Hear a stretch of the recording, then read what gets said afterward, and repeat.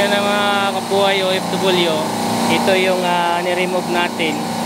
Tapos pinilitan ng bago. Kasi yung dalawa may mga tama na dito. Pero ito yung nagkaroon ng leak dito. Pero binuksan ko pa rin para makita din natin.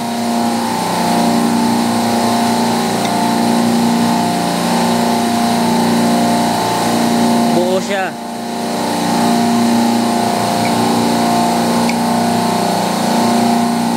Buo siya pero manipis na.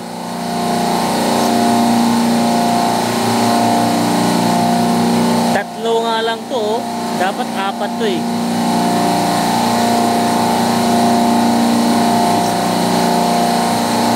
Okay, dito naman durog.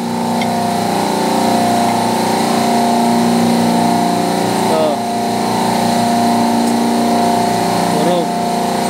Sobra-sobra pa nga oh.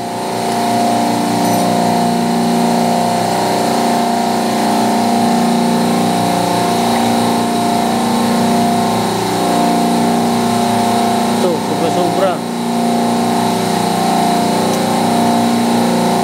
Ito, durog.